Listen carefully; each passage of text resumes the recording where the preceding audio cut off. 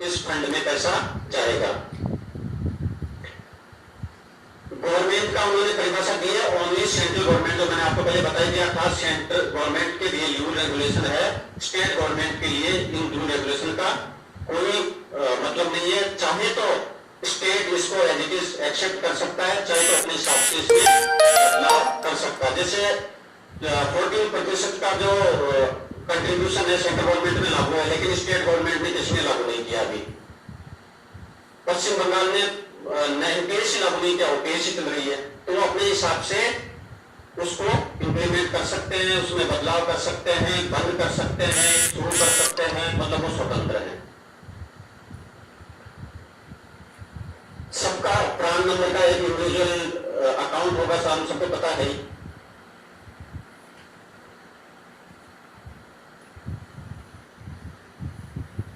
इसमें सबसे जो मुख्य बात आई है वो है रूल नंबर 10। इस रूल नंबर 10 के तहत हमने अभी एक ऑप्शन फॉर्म भरा था, और इस जो रूल रेगुलेशन जो ये मार्च में आया है, इसका सिर्फ ये एक ही पॉजिटिव पॉइंट मान सकते हैं, जिसमें एम्प्लॉय की डेथ होने पर एम्प्लॉय यदि काम करने के लिए अयोग्य हो जाता है या उसको सर्विस से निकाल दिया जाता है किसी भी कारण से, ये 3 कंडीशन है। इन 3 कंडीशन में उनके फैमिली को पेंशन मिलेगी। यदि डेथ हो जाती है तो फैमिली को मिलेगी। यदि वो अक्षम हो जाता है, मान लो कहीं एक्सीडेंट हो गया, किसी मशीन से हो गया या कैसे भी एक्सीडेंट हो गया और वो काम करने के योग्य नहीं है, तो जाहिर है नौकरी से बाहर जाएगा, तो उस कंडीशन में उसको पेंशन का प्रावधान इस रूल रेगुलेशन के तहत किया गया है। और तीसरी कंडीशन है कि किसी भी वजह से उसको भारत सरकार सर्विस से निकाल देती है, तो उस स्थिति में भी उसको पुरानी पेंशन के जो 1972 के रूल रेगुलेशन के तहत 50% पेंशन मिलेगी, और 50% पेंशन के साथ ही जो पैसा जमा हुआ है एम्प्लॉय की तरफ से, भारत सरकार भी दे रही है, एम्प्लॉय भी जमा करवा रहा है इसमें पेंशन फंड में, तो उसका 10% के अनुपात के हिसाब से जो फंड होगा वो फंड एम्प्लॉय को लौटा दिया जाएगा। भारत सरकार का कंट्रीब्यूशन भारत सरकार के फंड में चला जाएगा और पुराने पेंशन के बेनिफिट दे दिए जाएंगे। इसके लिए ऑप्शन फॉर्म करवाया गया है। अभी ऑप्शन फॉर्म में ऑप्शन अर्थात आपको विकल्प चुनना है, ए या बी। ए में दिया गया है कि आपको पुरानी पेंशन के हिसाब से, ये जब कंडीशन होती है तो पुरानी पेंशन चाहिए।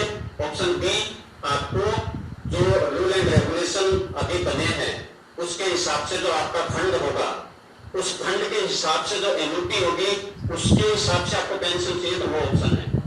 तो दोनों में कोई भी ऑप्शन भरा जा सकता है। उसके साथ ही फॉर्म बी है।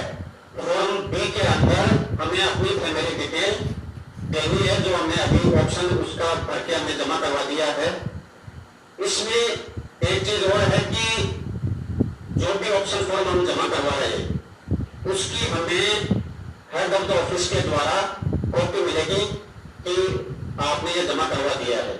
उसके साथ ही हेड ऑफ द ऑफिस उसको डीडीओ को फॉरवर्ड करेंगे, डीडीओ सीडीडीओ या पीओ को फॉरवर्ड करेंगे, और फिर पीओ या सीडीडीओ, हमारे यहाँ सीडीडीओ बैठता है तो पीओ को भेजने की जरूरत नहीं है, तो ऐसे उसको सीधा फिर सीआरए को भेजना है, वहां रिकॉर्ड में होगा।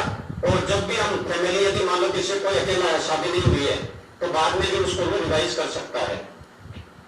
इसके साथ ही यह है कि किसी की सर्विस 15 साल नहीं हुई है, या ये जो 2021 में रूल रेगुलेशन आया है उसके 3 साल तक यदि हम ऑप्शन फॉर्म नहीं भी करते हैं तो ऑटोमेटिक पुरानी पेंशन लागू हो जाएगी। लेकिन यदि किसी एम्प्लॉय ने 15 साल की सर्विस हो गई, ऑप्शन फॉर्म नहीं भरा है, उस कंडीशन में उसके नई पेंशन के हिसाब से जो फंड होगा, उसी फंड के हिसाब से जो पेंशन बनेगी वही उसको मिलेगी। इसलिए ऑप्शन फॉर्म भरना बहुत ही जरूरी है।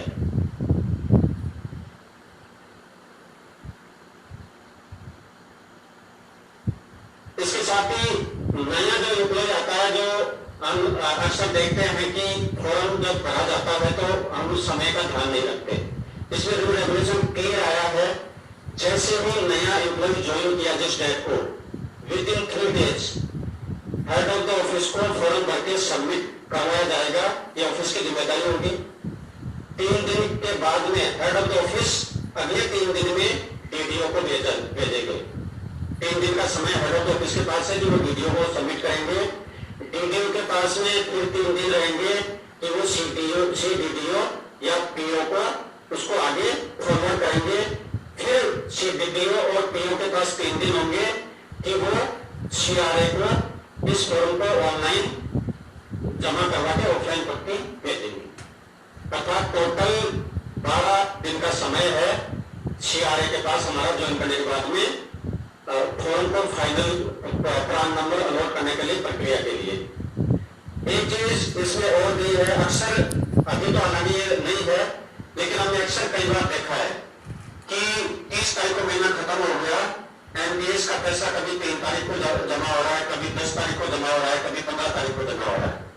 अभी इसमें क्लियर कट रूल जारी कर दिया है, यदि लास्ट वर्किंग डे आप यदि जमा नहीं करवा पाते हैं, आपने यदि 1 तारीख को करवाया है या 2 तारीख को करवाया है, तो संबंधित व्यक्ति को जिम्मेदारी होगी जितने दिन वो डिले करेगा उसका 8% मतलब पीएफ का जितना इंटरेस्ट रेट है उस रेट से उसकी सैलरी से काट के एम्प्लॉय के एनपीएस खाते में पैसा ट्रांसफर किया जाएगा। यदि 5 तारीख को मामला जमा होता है तो 5 दिन का पैसा जो सैलरी बनाने वाला एम्प्लॉय है उसकी सैलरी से काटा जाएगा और वो पैसा एनपीएस सब्सक्राइबर के खाते में भेजा जाएगा। तो लास्ट वर्किंग डे जिस दिन हमारी सैलरी हमारे खाते में आती है उसी दिन एनपीएस का पैसा भी एनपीएस के फंड में ट्रांसफर होना कंपलसरी है।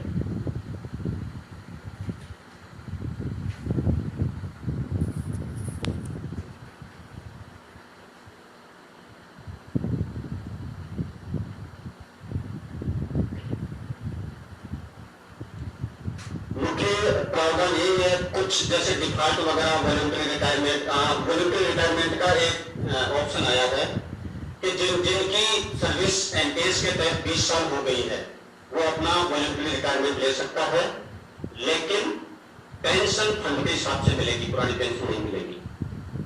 ये हालांकि पहले भी था प्रावधान, ये इसमें भी है। ग्रेजुएटी पहले हटा दी थी, फिर एक ऑर्डर जारी करके ग्रेजुएटी लागू की गई थी, इसमें भी ग्रेजुएटी का प्रावधान रखा गया है। लेकिन यदि रूल 56 जिसका हम कई बार विरोध कर चुके हैं, उस रूल के हिसाब से यदि सर्विस से निकाला जाता है तो उस कंडीशन में आपको पुरानी पेंशन नहीं मिलेगी। हमारी गलतियों से यदि 56 यदि लागू होता है और फिर सर्विस से हमें निकाल दिया जाता है तो वो ये जो फैमिली पेंशन के रूल रेगुलेशन है उसमें लागू नहीं होंगे। इसके साथ ही ये भी है कि आपने एक ऑप्शन दे दिया है 15 साल के बाद में, मतलब 15 साल से पहले तो ऑटोमेटिक लागू होगा। 15 साल के बाद में ऑप्शन नहीं दिया है तो नए कॉर्पस के हिसाब से मिलेगा। आपने ऑप्शन दे दिया है तो और फिर डेथ हो गई है तो उस कंडीशन के अंदर जो ऑप्शन आपने दिया है उस ऑप्शन के हिसाब से आपको पेंशन मिलेगी। 15 साल से पहले यदि ऑप्शन देने में एक्सेप्शन है तो फैमिली के पास ऑप्शन है कि आप कोई सा भी पेंशन ले सकते हैं, पुरानी पेंशन नई पेंशन। और यदि फैमिली की तरफ से कोई ऑप्शन नहीं दिया जाता तो ओल्ड पेंशन ऑटोमेटिकली लागू होगी।